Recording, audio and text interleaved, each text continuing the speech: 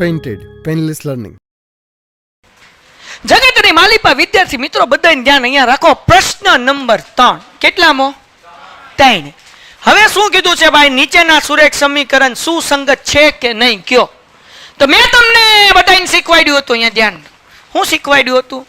તો જો હજી એકવાર શીખવાડ દો કે a1 ના છેદમાં a2 does not equal two b1 ના છેદમાં b2 અને a1 upon a2 is equal to b1 upon b2 is equal to c1 upon c2. આ બે હોય તો સુસંગત છે. બરાબર, સુસંગત છે એટલે હું અહીંયા છે લખું છું ખાલી. અને જો આમ હોય a1 upon a2 is equal to b1 ના છેદમાં b2 does not equal to c1 upon c2 તો સુસંગત નથી. ડન છે? ઓકે, તો આવું ખબર હોવી જોઈએ ને. જોવે. વેઇટ સ્કીપ નહીં કરતા. તમારા ફાયદાની વાત છે. ધોરણ 10 ની અંદર આવ્યા છો, બોર્ડની પરીક્ષા આપવાની છે, જોરદાર રિઝલ્ટ લાવવું છે તો પેન્ટેડ એપ્લિકેશન ડાઉનલોડ કરો અને ચેમ્પિયન બેચ લોન્ચ થઈ ગઈ છે. ચેમ્પિયન વિદ્યાર્થી સાથે ભળી જાઓ. આ લાઈવ લેક્ચરની અંદર ગણિત, વિજ્ઞાન, સમાજ, ઇંગ્લિશ, ગુજરાતી બધુંય ભણાવીએ છીએ. અનમ્યુટ કરીને ઘરેથી બોલીને ડાઉટ પૂછી શકો અમારા લાઈવ લેક્ચરમાં. અને તમારે ટ્રાય કરવી છે, ખાલી 300 રૂપિયા આપીને મહિનો દિવસ ટ્રાય કરો ને પછી મજા આવે તો આગળ જોડાવો. તમે એમ કહો સાહેબ તમારું રિઝલ્ટ આ છે, મારી પાછળ રિઝલ્ટના ફોટા જોઈ લો અમારા ટોપર્સ, અને તમે ચેમ્પિયન બનવા માંગતા હો ચેમ્પિયન બેચ સાથે જોડાઓ. Good bye. હવે શું છે ભાઈ? 3x વત્તા 2y બરાબર 5. જોવો ભાઈ, બરાબર આ બાજુ 0 જોવો જોઈએ. બ પૂરો થઈ ગયો જોક્સ. આ +5 છે. હમણાં ઓલા ભાઈ સવાલ પૂછ્યો તો આ બાજુ આવે તો માઇનસ કરી નાખવાનું. એટલે 3x વત્તા 2y minus 5 is equal to 0. આ થઈ ગયું સમીકરણ 1. બીજું સમીકરણ 2x માઇનસ 3y બરાબર 7. 7 પ્લસ છે, આ બાજુ આવે તો માઇનસ. એટલે 2x માઇનસ 3y માઇનસ 7 બરાબર ડન થઈ ગયું. આને કહેવાય સમીકરણ નંબર 2. હવે a2 b2 પછી સોરી a1 b1 અને c1 a2 b2 અને c2 ગોતવાનું. બધા જાગે છે? બોલો. a1 કેટલા? 3. b1 c1 હાલો હવે બીજા સમીકરણમાં ગોતીએ. a2 b2 -3 અને c2 -7. હવે શું કરવાનું? a1 ના છેદમાં a1 કેટલા? 3 એના છેદમાં 2. b1 ના છેદમાં કેટલા? 2 ના છેદમાં. આ બે હરખું કહેવાય. હરખું હોય તો આગળ વધવાનું, સરખું નથી તો આગળ વધવાનું. તો આપણે અહીંયા શું લખવાનું ભાઈ? શું આવશે? a1 ના છેદમાં a2 does not equal to b1 ના છેદમાં. સુસંગત છે કે નહીં? આ બેમાં શું હોય? તો આપણે લખવાનું કે ભાઈ સમીકરણ યુગ્મ સુસંગત છે. હું લખવાનું સમીકરણ માં કપાય યુગ્મ સુસંગત છે. હાલો દાખલો થઈ ગયો, 1 માર્ક્સમાં પૂછાય. એના પછી આગળ વ્યા જઈએ. કાંઈ નહીં, સમીકરણ યુગ્મ સુસંગત છે ને સુસંગત નથી. રેખા પૂછ્યું હોય ને તો લખવાનું.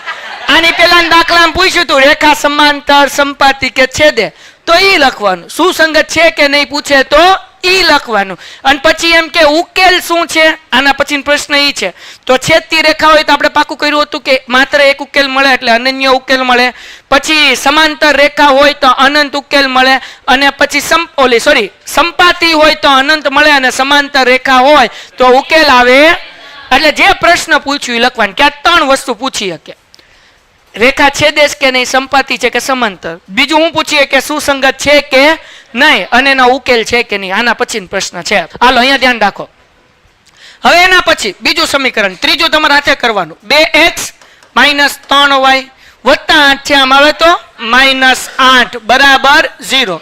આ છે સમીકરણ 1. સમીકરણ બીજું 4x ઓછા 6y 9 પ્લસ છે, આમ આવે તો -9 બરાબર સમીકરણ. હાલો a1 શું છે ભાઈ? b1 c1 આવડે બધાને? હાલો a2 b2 c2 હવે આપણે શું ગોતવાનું? a1 ના છેદમાં a1 કેટલા? 2 એના છેદમાં 2 એકા 2 દુ 1 ના છેદમાં b1 ના છેદમાં b1 કેટલા? -3 માઇનસ 3 એકા 3 દુ 1 ના છેદમાં સરખો જવાબ છે. તો આગળ વધવાનું. c1 ના છેદમાં c1 -8 -9 માઇનસ કઈ છેદ ઉડે તો આપણને શું જવાબ મળ્યો ભાઈ? a1 ના છેદમાં a2 બરાબર નથી. Does not equal to c1 upon સુસંગત છે તો લખવાનું ભાઈ સુસંગત સંગત નથી. આગળ લખવાનું સમીકરણ યુગ્મ એ તમારે લખવાનું બરાબર. સમીકરણ યુગ્મ સુસંગત નથી. વાર્તા થઈ ગઈ પૂરી. એના પછીનું હાલો 3 ના છેદમાં 2x વત્તા 5 ના છેદમાં 3y બરાબર 7. જગતની માલિપા વિદ્યાર્થી મિત્રો અહીંયા શીખી લેજો, કારણ કે આના પછીના સ્વાધ્યાયમાં આવા દાખલા આવશે સમીકરણ બનાવવાના. હવે છેદમાંથી 2 અને 3 કાઢવાનું. સાહેબ કેમ કાઢવાનું? તો કે 100 ઓકડી ગુણાકાર. 3 નો ગુણાકાર 3 હારે એટલે 3 તેરી 9 એટલે મૂકવા 9x વત્તા 2 નો ગુણાકાર 5 હારે 5 દુ 10y 2 તેરી ચોકડી ગુણાકાર કરવાનો અને નીચે ગુણાકાર કરવાનો બરાબર 7. 9x વત્તા 10y અને 6 સત્તા 42 પ્લસ છે આમ આવે તો 9x વત્તા 10y માઇનસ 42 બરાબર. હજી એકવાર સમજાવું છું. 3 નો ગુણાકાર 3 સાથે એટલે 9x, 2 નો ગુણાકાર 5 સાથે એટલે 10y અને 2 તેરી 6 બરાબર 7. 6 ભાગાકાર માંથી ક્યાં ગયું? એટલે 6 સત્તા પ્લસ હતા અંદર આવ્યા એટલે તો હવે આવડે ને? બોલો a1 કેટલા? 9 b1 10 બરાબર ને. હવે જેમ કરતા હતા એમ c1 માઇનસ એના પછી બીજું સમીકરણ આપેલું છે 9x માઇનસ 10y 14 પ્લસ છે આ બાજુ આવે તો -14 બરાબર બોલો a2 b2 c2 સોરી આ -10 છે અને c2 કેટલા આવશે ભાઈ? -14. હાલો શું ગોતવાનું? a1 ના છેદમાં a1 આવડું આ 9 ના છેદમાં 9 9 એકા b1 ના છેદમાં b1 કેટલું? 10 અહીંયા -10 એકા 10 પણ કેવા? બે સરખા કહેવાય? ન કહેવાય, કારણ કે એક પ્લસ છે. તો આપણે શું લખવાનું? a1 ના છેદમાં a2 does not equal to સમીકરણ યુગ્મ સુસંગત છે. તો આપણે લખવાનું સુસંગત છે. વાર્તા થઈ ગઈ પૂરી અને દાખલો થઈ ગયો પૂરો. હજી એક આ છે, હાથે કરવાનો. ચોથો દાખલો કરી નાખશો ને ઘરે? ઓકે હાલો કરો ફટાફટ પેલો બીજો ને ત્રીજો દાખલો. Painted, Painless Learning.